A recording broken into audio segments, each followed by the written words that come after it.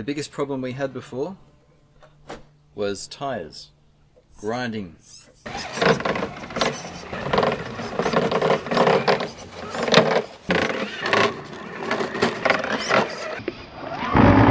On the wheel well. I've dealt with that, and I'll show you how. Stay tuned. This is the Sendero HD Stage 1 upgrades complete. In short, bumper has been moved up. It used to be about there. It's been moved up.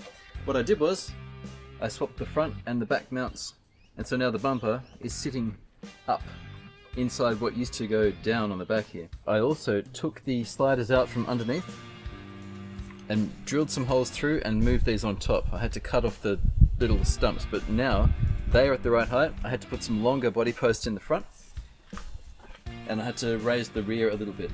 I bolted the bed further up the back of the cab as well. So now it's even. It sits beautifully inside the slider rails.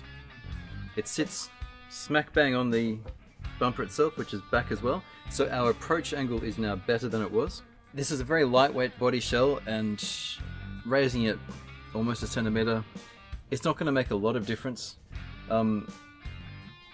I think the trade-off is worth it to get the clearance for these front wheels, which still can rub a little teeny tiny bit, but hardly at all.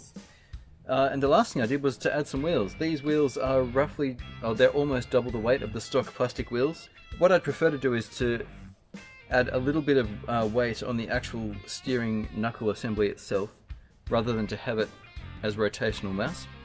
But as a reasonable stage 1 low budget upgrade, this seems to me something that the average owner of a Sendero HD would want to look at.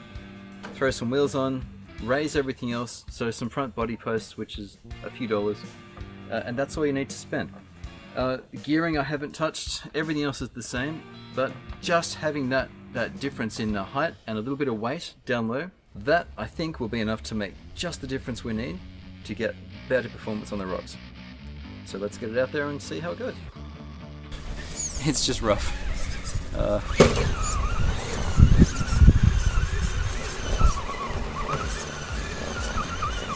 actually took it easy on the throttle there. Sometimes extra throttle can help, but it can also get you in trouble. Now we need to get it across and up. Do the heavier wheels make a difference? Are they better or worse? Well, we're up, just barely. This is similar to the original attempt. The only thing that saved us there, I think, was the overdrive, which is still at the 5.7%. So we're past problem 1. Problem 2. Just get that left. Oh. The servo doesn't have enough power. That's where we need it to be, just on the inside. There, good. Now you know what you can't hear? With the tyres grinding away. Now that is the difference. That's why we've raised the body a little bit. It's still side hills fine. We've made minimal change to its ability to side hill. Okay, so we might come in. I'll just try one other thing. We got a little more weight from these wheels. Not much. It's about 400 grams total. 100 grams per corner more. There you go. Look at that. Oh no. I don't know that a reverse is going to help, but we might need to. Just the tiniest little bit. There, done. Woohoo. Okay, next problem. I think this might be like the review. It's going to be close if we can do it. The problem here is clearance. 4.65 tyres. Yes. It's problem 5. In the afternoon winter sun, which is lousy for filming, I'm sorry. But we can still see how it goes, or whether it goes. Let's take a reverse there. That was my bad line choice. Got the sun blasting my eyes here. That's my excuse. I'm sticking to it. This is an uncomfortable angle. That's better. Ooh, wow. The way it held that was magnificent. Okay, on to problem 6. Okay, Sendero HD, problem 6 with stage 1 mods. Now this is the one that, if you've been watching this channel, you'll be wondering about.